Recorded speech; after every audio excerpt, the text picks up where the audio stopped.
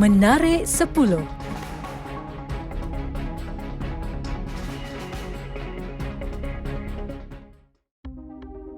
Gas cecair petroleum LPG milik Petros diperkenalkan di setiap rumah rakyat Sarawak dan sektor perniagaan dan industri mulai tahun 2021.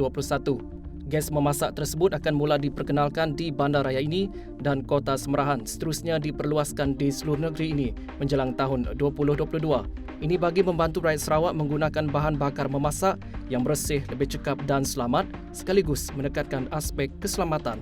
Dalam pada itu, gas Petros juga membantu mengurangkan kebergantungan untuk mengimport LPG. Gas cecair petroleum LPG Sarawak akan dijual di pasaran dengan harga RM26.60 seunit untuk kegunaan isi rumah bermula tahun depan. Harga tersebut adalah selepas subsidi 50% daripada Kerajaan Sarawak. Pada masa yang sama, Kerajaan Sarawak sedang berbincang dengan Kabinet Wilayah Kalimantan Barat untuk mengagihkan gas memasak Petros tersebut. Ini kerana terdapat permintaan daripada Kalimantan Barat untuk membekalkan LPG ke kampung yang bersempadan dengan Sarawak. Selain gas memasak, Kerajaan Sarawak turut akan mengagihkan barangan lain termasuk beras, gula serta makanan lain ke perkampungan di sepanjang sempadan. Lapangan terbang Mukah yang baru bernilai RM302.4 juta bakal siap pada Januari 2021. Pembinaan itu diteruskan semula selepas 3 bulan tergendala semenjak Perintah Kawalan Pergerakan PKP. Lapangan terbang tersebut amat penting untuk pembangunan di kawasan Mukah. Selain itu, ia juga bakal menjadi perhubungan penting dalam industri yang sedang rancak berkembang di Mukah dan sekitarnya. Lapangan terbang berkenaan dapat mendaratkan pesawat jenis ATR berbanding hanya Twin Otter untuk lapangan terbang lama. Projek Jelapang Padi Sarawak dan Projek Pengairan Kawasan Pembangunan Pertanian Bersepadu IADA Batang Lupar diteruskan. Projek tersebut dijangka siap sepenuhnya dalam Rancangan Malaysia ke-13 RMK13. Dalam pada itu, kerja-kerja reka bentuk dan pengambilan tanah sedang dijalankan sebelum projek tersebut dilaksanakan. Kawasan IADA Batang Lupar yang bernilai RM204,600 dikatakan berpotensi untuk dijadikan sebagai pusat penghasilan makanan terutama bagi pasaran dalam Sarawak. Kadar penggunaan laluan Terminal Shenyang Miri dan Terminal Sarimas Miri yang tinggi dengan membawa lebih 2,000 pekerja minyak dan gas bakal diberikan perhatian. Tidak hanya itu, langkah mengatasi muara Sungai Baram yang cetek turut digesa bagi melancarkan urusan harian di terminal terbabit.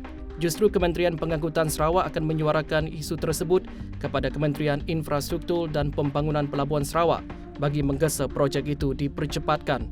Turut didedahkan projek terminal baru di bawah Lembaga Pelabuhan Miri kini giat dibina dan dijangka siap pertengahan tahun 2021. Menarik 10.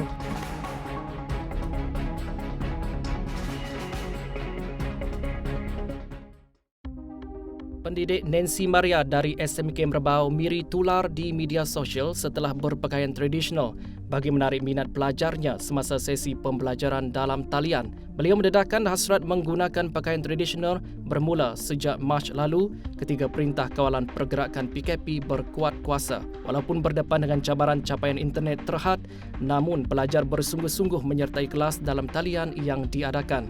Terangnya, norma baru ini bukan penghalang maupun alasan untuk mendidik anak bangsa. Bayaran fasa kedua dan permohonan baru serta rayuan yang diluluskan bagi Bantuan Prihatin Nasional 2.0 BPN 2.0 akan dibuat dalam bulan Januari 2021. Menteri Kewangan Tengku Datuk Seri Zafrul Tengku Abdul Aziz berkata, pembayaran fasa pertama sejumlah RM4.5 bilion telah berjaya disalurkan kepada lebih 9.86 juta penerima, merangkumi 7 juta penerima daripada kategori B40 dan 2.86 juta penerima daripada kategori M40. Bagi penerima BPN 2.0 yang tidak mempunyai akaun bank, penunaian telah mula disediakan di cawangan Bank Simpanan Nasional mulai 26 Oktober 2020. Firma farmasi Pfizer dan BioNTech serta pesaing Moderna telah mengajukan permohonan untuk mendapatkan kelulusan vaksin COVID-19. Walau bagaimanapun, kelulusan hanya akan diberikan apabila kualiti keselamatan dan keberkesanan sudah disahkan. Permohonan yang mendapat reaksi positif akan diberikan kebenaran pemasaran bersyarat. Dalam pada itu, negara seperti Perancis, Jerman, China, Rusia, United Kingdom dan Amerika Syarikat turut berlumba mencari vaksin. Sistem Insurans Pekerjaan SIP merekodkan seramai 99,696 pekerja diberhentikan antara Januari hingga 27 November lalu akibat kesan penularan COVID-19. Timbalan Menteri Sumber Manusia Awang Hashim berkata, pembuangan pekerja itu termasuk melibatkan golongan berkemahiran tinggi, masing-masing membabitkan kategori pengurus seramai 13,109 orang, profesional 26,079 orang dan juruteknik serta profesional bersekutu 19,095 orang. Kategori tersebut merupakan kalangan pekerja yang berpendapatan RM4,000 ke atas.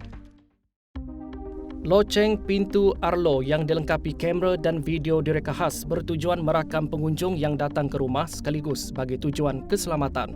Dalam pada itu, loceng pintu Arlo juga berfungsi menghantar panggilan telefon kepada tuan rumah dan juga mengesan pergerakan sekitar rumah. Rakaman perincian video lebih jelas dan kamera penglihatan malam turut dibekalkan tanpa menggunakan lampu. Selain itu, sudut pandangan kamera turut merangkumi pandangan 180 darjah bagi pemandangan yang lebih luas di kawasan pintu rumah. Menarik 10.